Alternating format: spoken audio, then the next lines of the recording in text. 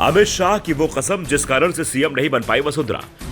अमित शाह से सीधा टकराव लेना वसुंधरा को पड़ गया भारी। आरएसएस ने भी नहीं की वसुंधरा की मदद। मोदी नड्डा पहले से ही थे नाराज। वसुंधरा राजे सिंधिया के साथ 70 विधायक थे, लेकिन वो बगावत करने की हिम्मत नहीं जुटा पाई। तो दूसरी ओर सिर्फ 45 विधायकों के साथ ही बीजेपी हाईकमान के इशारे पर भजन लाल शर्मा प्रदेश के सीएम बन गए। ऐसे में सवाल उठ रहे हैं कि आखिर वसुंधरा को हाईकमान ने सीएम क्यों नहीं बनाया। आखिर क्यों वसुंधरा को हाईकमान की मदद नहीं मिली।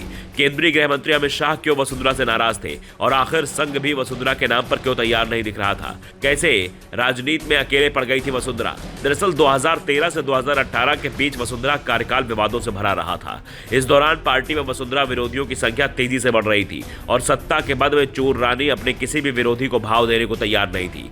इस बीच 2018 में 2 लोकसभा और 1 विधानसभा सीट पर राजस्थान में उपचुनाव कराए गए। पहले ये तीनों ही सीटें बीजेपी के पास थी, लेकिन उपचुनाव में बीजेपी तीनों ही सीटें हार गई।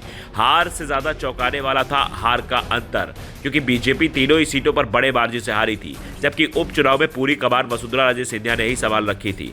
पार्टी ने इससे नाराज होकर वसुंधरा पर तो एक्शन नहीं लिया, लेकिन उनके खास प्रदेश अध्यक्ष अशोक परनामी को जरूर पद से हटा दिया। लेकिन इससे वसुंधरा नाराज हो गई थी। बीजेपी हाईकमान गजेंद्र सिंह शेखावत को पार्टी का प्रदेश अध्यक्ष बनाना चाहता था। शेखावत के नाम पर संघ, मोदी और शाह तीनों ने मुहर लगा दी, लेकिन वसुंधरा ने जैसे ही शेखावत का नाम सुना उन्होंने वीटो लगा दिया।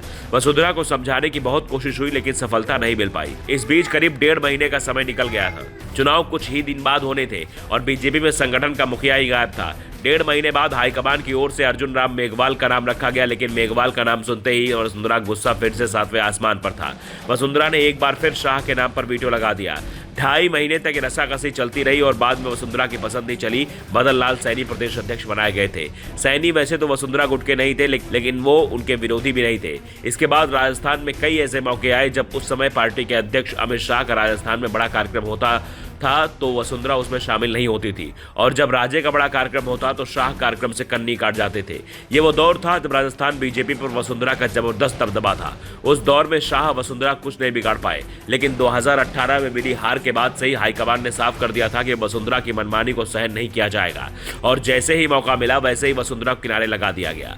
सीएम पद के चुनाव में वसुंधरा की बस इतनी चल पाई कि उन्होंने गजेंद्र सिंह शेखावत, अर्जुन राम मेघवाल और दिया कुमारी जैसे अपने धुर विरोधियों को सीएम नहीं बनने दिया। वैसे कहा जा रहा है कि वसुंधरा को हटाकर पार्टी उनके किसी कट्टर विरोधी को सत्ता सौंपकर भड़काना नहीं चाहती थी। पहली कोशिश थी कि वसुंधरा किनारे लगाया जाए। वैसे भी पार्टी को अपने कोर वोटर को भी समझाना था, और ये पहले ही तय हो चुका था कि राजस्थान में सीएम पद ब्राह्मण वर्ग को मिल सकता है। वैसे दौड़ में सीपी जोशी पहले सबसे आगे माने जा रहे थे, लेकिन मामला राज्य को लेकर फंसा हुआ था। पिछले 1 साल में सीपी जोशी और राज्य के संबंध बहुत अच्छे नहीं रहे। खासतौर पर बीजेपी में निकाली गई परिवर्तन यात्राओं के दौरान राज्य और जोशी के बीच टकराव खुलकर सामने आते दिखाई दिए, जिसके बाद सीपी जोशी का नाम दौड़ में पीछे छूटता दिखा और भजन लाल शर्मा अचानक ही आगे निकल गए। Bureau report, the Dhakad news.